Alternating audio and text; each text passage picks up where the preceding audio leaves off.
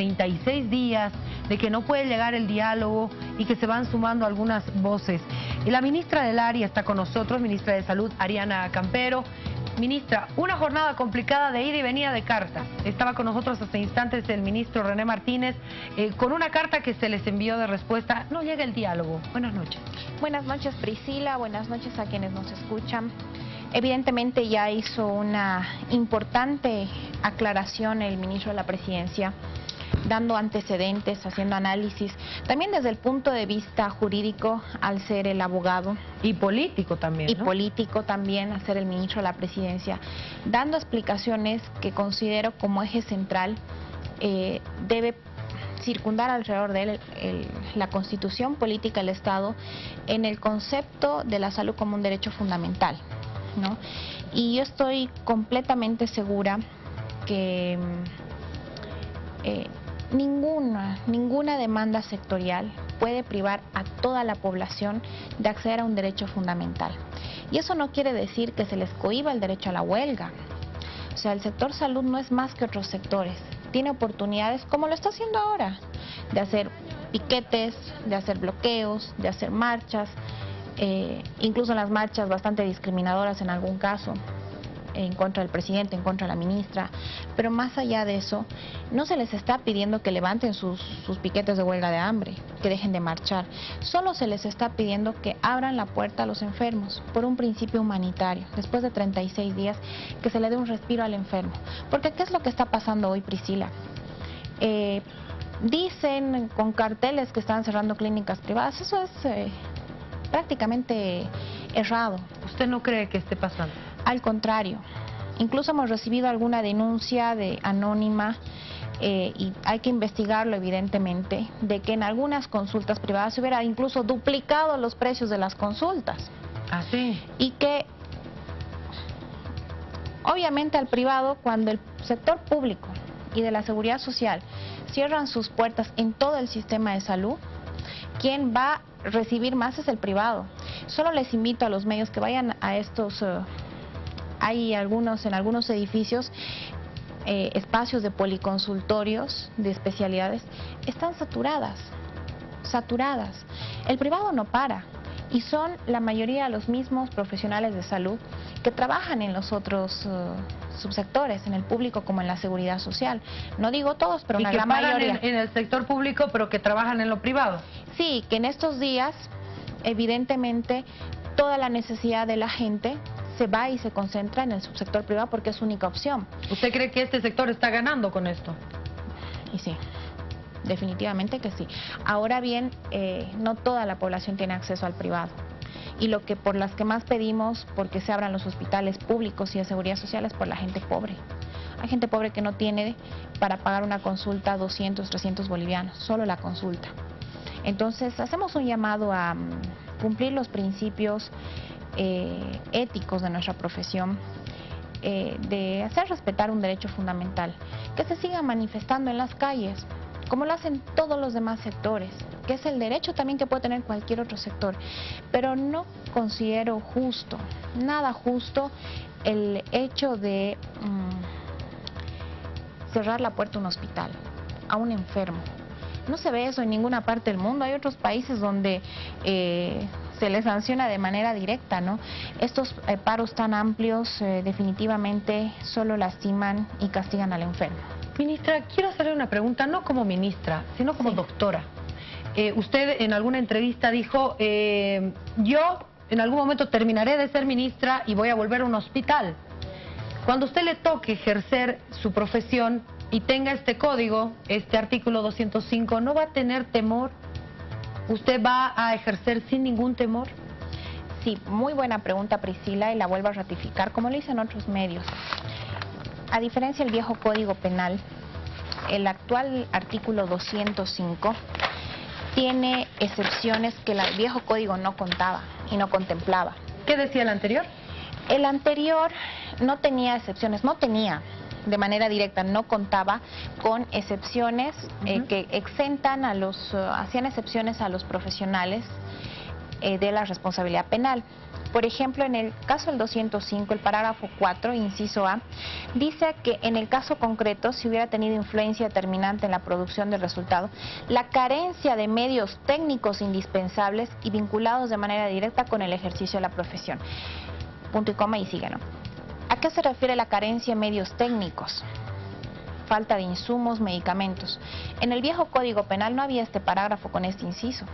Yo escucho hoy, lamentablemente, a varios dirigentes en sus discursos decir que si falta insumo, medicamento y además otra falsedad de que dicen por culpa del gobierno nacional. Bueno, primero, el caso del Hospital de Clínicas, de donde escuché este discurso, depende de la gobernación del gobernador Pazzi, no del gobierno central.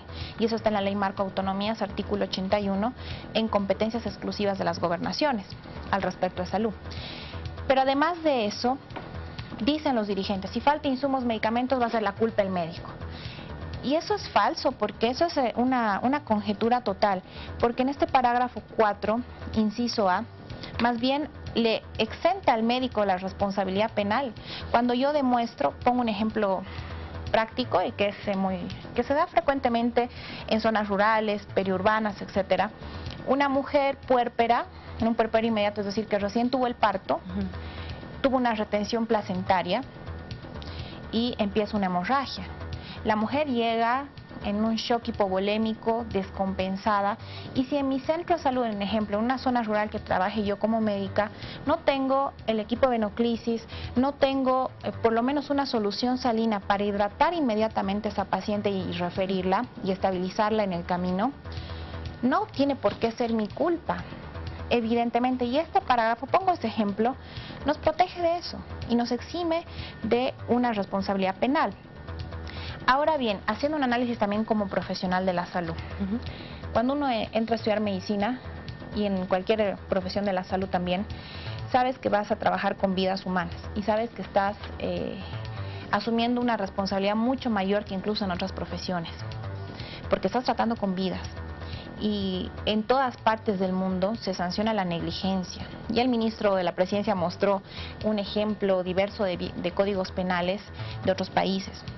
Entonces, el médico que está seguro de sus conocimientos, de su categoría profesional, y que estoy segura que en Bolivia la gran mayoría son profesionales que no cometen actos negligentes, impéritos, etcétera, no tienen por qué tenerle miedo a esta sanción en específica. Pero tampoco se puede exigir que se elimine un artículo que sanciona precisamente al hecho negligente, al acto negligente comprobado. Yo creo ¿Comprobado por quién? Comprobado en este caso por las instancias correspondientes. ¿Quién? Y yo creo acá... ¿Cuál es la instancia correspondiente? Bueno, hay que establecer ahora los procedimientos, ¿no? Me imagino que en estos 18 meses tendrán que establecerse procedimientos a la aplicación del Código Penal. Y no, pero el Código establece que es un procedimiento en la justicia ordinaria. No dice habrá una instancia especializada, no dice. ¿O me equivoco? En este caso, y vuelvo a recordar el acta que firmaron con la Presidenta de Diputados, hablando del artículo, y de Senado, hablando del artículo 491 en esa época de conciliación, se introduce la posibilidad de acudir a instancias de conciliación u otras formas amigables de solución del conflicto de mayor especificidad. Y eso se ha incorporado en otro artículo del recientemente promulgado Código Penal, en el ámbito de la conciliación. Ahora, en un debate posterior que en especificidades no se puede... Su artículo, claro que sí. Este es el acta y eso se ha incorporado, no y el recuerdo, artículo está acá, ¿verdad? No recuerdo el número del artículo, pero te lo voy a entregar posteriormente, que se ha incorporado en el ámbito del nuevo Código Penal la posibilidad de la conciliación para varios sectores. Y en este yo estoy segura que en el transcurso, y te lo digo también como profesional médica, Priscila, yo creo que nunca se ha cerrado la opción de que hay una instancia, independientemente en qué momento, si previo a la instancia judicial, eso aún no se ha debatido. ¿Hablamos de este Instituto Nacional de Conciliación y Arbitraje? ¿Qué es lo que piden los médicos? No hay que ponerle nombre aún. Lo que yo considero es que sea la instancia que sea, la naturaleza que tenga, una comisión, un instituto, una entidad desconcentrada, centralizada, lo que fuera, lo que fuera, en ningún momento se ha negado la posibilidad de la conciliación. Y como profesional médica, Priscila, te digo, lo he dicho en otros medios, pero lamentablemente hay cosas que no se quieren escuchar. Yo estoy totalmente de acuerdo de que la evaluación, la investigación a un profesional de salud no quede únicamente limitado al criterio del ámbito legal exclusivamente, porque en la investigación ante la denuncia de una supuesta negligencia médica, ¿cuál es tu documento más importante? Tu historial clínico, historias de referencia de pacientes, el historial clínico en otro hospital, que puede también haber del mismo paciente, etcétera. Y obviamente para eso existen incluso especialidades como la auditoría médica. Y yo estoy totalmente de acuerdo y estoy segura que en el transcurso del tiempo van a haber opciones de que en los 18 meses que establece el Código Penal de tiempo para entrar en vigencia, de poder establecer procesos de conciliación, arbitraje, en los que sean instancias netamente técnicas que identifiquen si hubo o no. Claro, porque un fallo técnico. Pero un ingeniero no va a poder ver si fue una operación correcta porque no sabe, eso es lógico. Pero lo que quiero aclararle acá, ministra, es que el artículo 205 dice: la persona que en el ejercicio de su profesión, oficio o actividad cause daño a la salud o integridad física a otra persona por infracción o un deber objetivo de cuidado por imprudencia, negligencia, impericia, inobservancia de los protocolos, reglamentos o los deberes inherentes al ejercicio de su profesión u oficio o actividad, será sancionada con reparación económica y cumplimiento de instrucciones judiciales. Aquí no dice previo una conciliación, que haya pasado por la parte TEC, aquí no dice eso. Permiso. Aquí dice instrucción judicial. Luego dice, la sanción será de prisión y toda esa parte. Te lo leo. A ver, dígame en qué aquí, parte el mismo está. artículo 205, parágrafo 6, y lo leo textualmente. Las circunstancias descritas en el presente artículo, con lo que acabas de leer en el sistema judicial, etcétera, podrán ser acreditadas por las partes a través de los medios de prueba técnicos, científicos, imparciales, idóneos y pertinentes previstos en este Código Penal, que también está en el ámbito de la conciliación en otro artículo, o en leyes vigentes, que sean las leyes que se puedan promulgar, como la Ley Marco de Salud, y por cualquier otro medio lícitamente obtenido. Aquí nunca se ha cerrado un ámbito judicial, aquí incluso, a pedido de las partes, el médico denunciado, o como la familia denunciante, por ejemplo, pueden pedir medios de prueba técnicos. Ahí está una auditoría médica. Sí, ministra, yo lo entiendo, pero todo está dentro de un proceso judicial. Y eso es así, porque ahí mismo dice que son pruebas de peritos. Es también parte de esta investigación. Cuando uno tiene, qué sé yo, un delito informático, no va a ser el juez el que averigüe qué pasa en el teléfono. Pide un perito para que el perito verifique. En el caso de un juicio contra un médico, me imagino que pedirá a un médico perito que pueda hacer una auditoría, una investigación, no sé, y pueda poner las pruebas. Pero dentro de un juicio ya, un juicio en la justicia hermosa que tenemos en nuestro país. Entonces, ese es el temor también. La justicia es otro problema que tiene nuestro país. Si nuestra justicia fuera recta, pero así todos tendríamos fe, diríamos, no hay problema. Yo voy y me presento ante la justicia, yo no hice nada. Pero la justicia en nuestro país no funciona, ministra. Pero a ver, yo creo que no hay que confundir las cosas. Una cosa puede ser el problema del sistema judicial, pero otra cosa está vinculada a el no querer leer a su cabalidad todos los beneficios del nuevo Código Penal. Este es un Código Penal más restaurativo, Priscila, a diferencia del otro.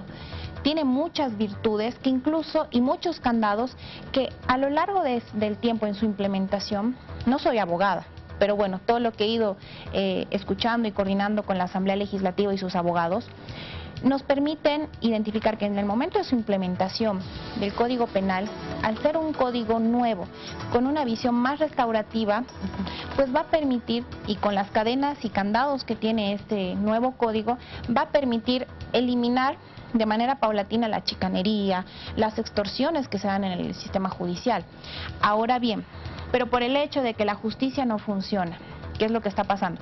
Pedir de que no se sancione, o sea, que la Asamblea no haya sancionado diferentes artículos, y en este caso específicamente la mala práctica, no me parece algo correcto. Ahora yo no entiendo, tal vez el nombre no es el correcto, este Instituto de Conciliación que piden los médicos, tal vez no es el nombre, pero podría haber esta instancia previa que haga todo ese estudio, todas las pruebas, con peritos, con técnicos, y bueno, si ahí realmente se ve que hay una negligencia, pase al proceso ordinario.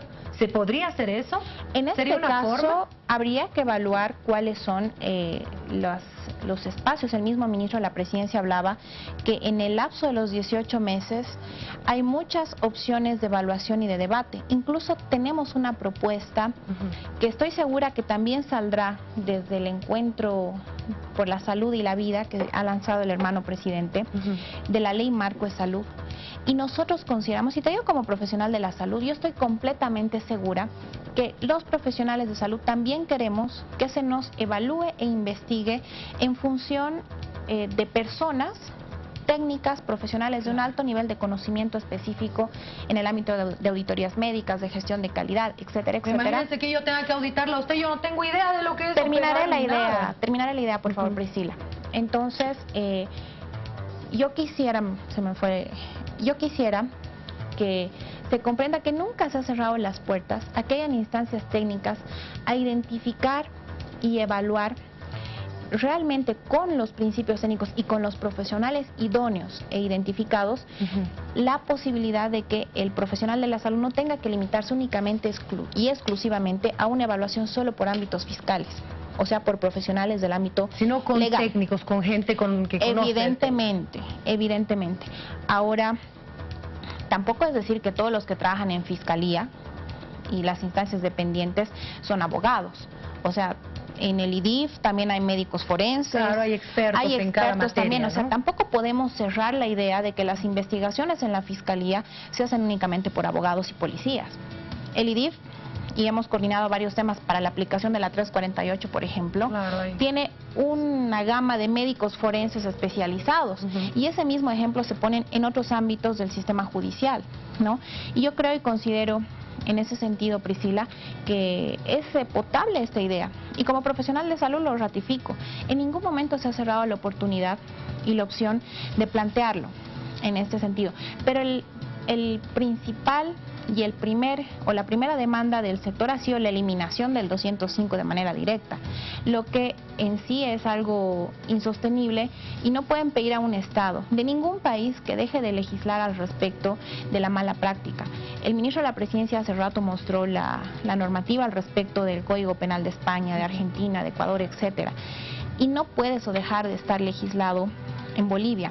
Y el hecho de que esté en el Código Penal no quiere decir que el legislativo, que el Estado esté indicando que todos los médicos son criminales o se esté penalizando a todos los profesionales. Creo que ese es un error de evaluación y de concepto. Y más allá de eso, Priscila, yo estoy segura que la mayoría de los profesionales de salud no son negligentes, son profesionales responsables, son profesionales que cumplen sus funciones con un alto nivel técnico académico.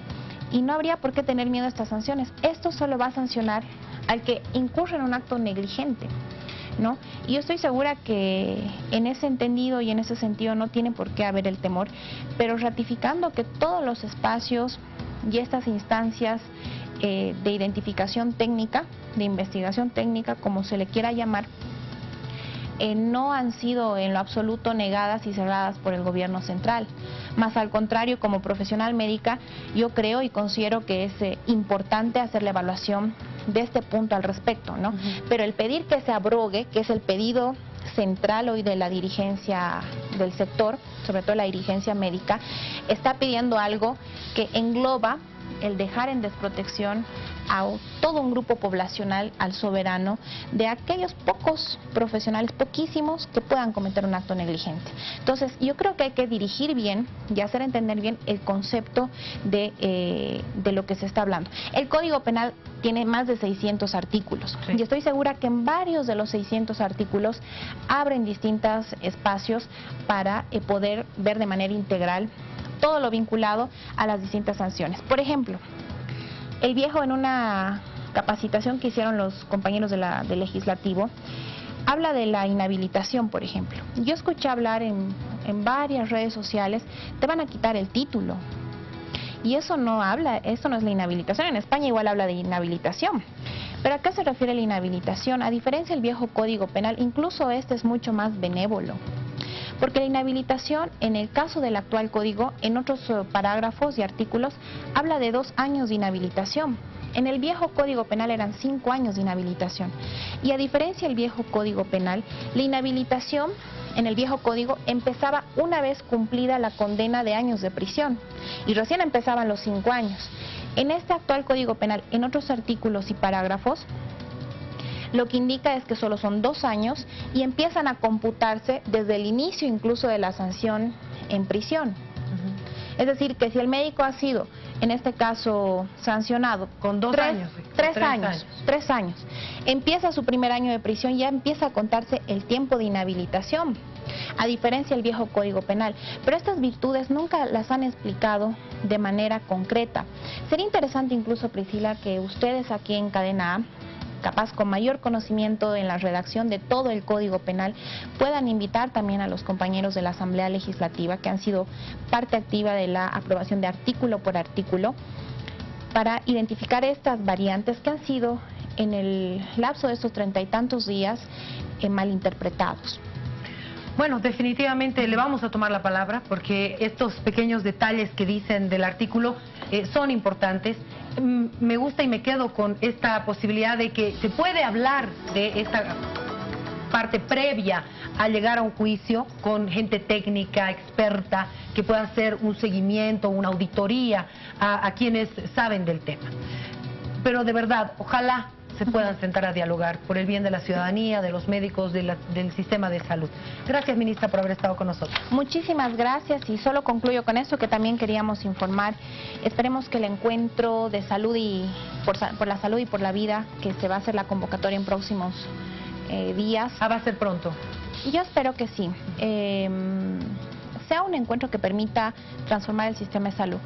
Porque en estos últimos 12 años hemos incrementado el presupuesto de 2.000 millones de bolivianos que se daba el 2005 a 18.000 millones de bolivianos que estamos dando a finalizar el 2017. Y este gran incremento de recursos aún no han generado la total satisfacción de la población. Entonces yo creo que es momento oportuno en este encuentro nacional por la salud y la vida plantear desde las organizaciones sociales, pero también desde los actores de la salud, desde el sector salud, de manera equilibrada, una transformación estructural del sistema de salud. Que lo piden. Que es fragmentado, que es desorganizado, que es un sistema con 1000 cabezas y 1000 autoridades competentes, lo que genera un mayor gasto, menor eficiencia en el gasto de los recursos y una inadecuada planificación, entonces, y una poca complementariedad entre redes de salud y subsectores. Y yo creo que esta es una gran oportunidad que el presidente Evo ha lanzado y yo creo y considero que los bolivianos y bolivianas merecemos un sistema de salud no solo que gaste y gaste recursos, sino que los gastos y los recursos que se destinen a la salud generen satisfacción en el paciente. Eso es lo que queremos todos, porque al final todos terminamos en el hospital por una cosa o por otra, por los seguros, y queremos un mejor sistema de salud. Gracias, ministra. Muchísimas gracias.